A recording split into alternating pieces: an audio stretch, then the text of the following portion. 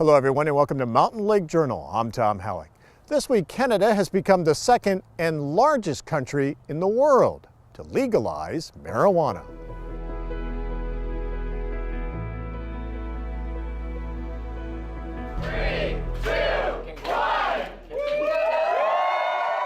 Canada's Cannabis Act allows anyone 19 or older to buy marijuana online or in a government-run retail store.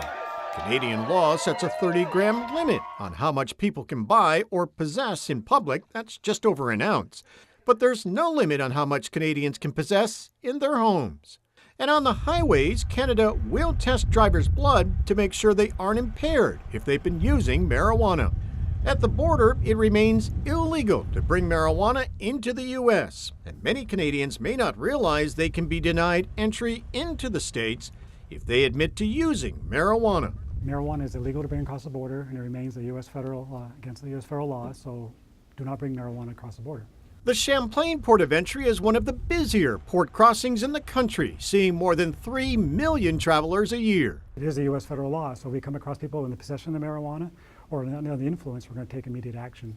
Recreational marijuana is still illegal in New York, but even crossing into Vermont, where adults are allowed to have it, you still can't bring it with you because you're crossing federal lines, and the federal government still considers marijuana illegal.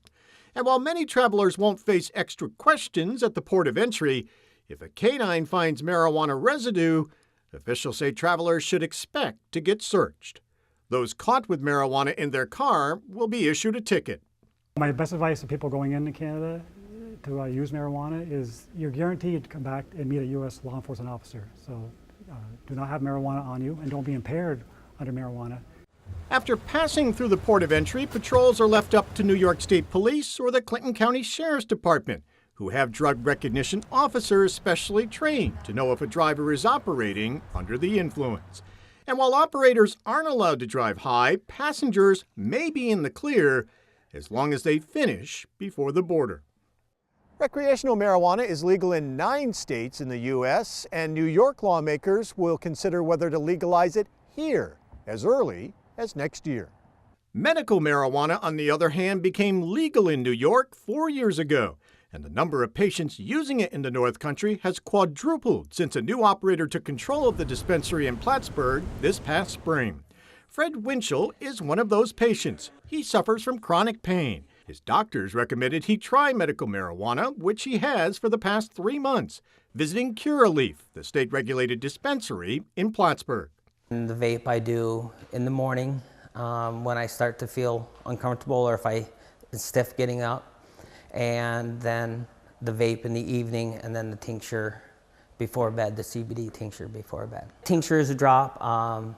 Take it either under the tongue or in the cheek. The previous company that was here for 2 years and had 450 patients in 2 years. Curaleaf now has more than 1,600 patients. That may be in part to the increasing number of conditions for which patients can receive prescriptions, including chronic pain. The staff also works with local doctors to educate and certify them on the medicine, as well as to educate the public. We have a huge presence in the community. We are, constantly doing 101 informational sessions all over the North Country, letting people know about medical cannabis, how they can become a medical cannabis patient. Medical marijuana patients like Fred Winchell say they still battle a stigma over marijuana use, but he thinks it's becoming more acceptable.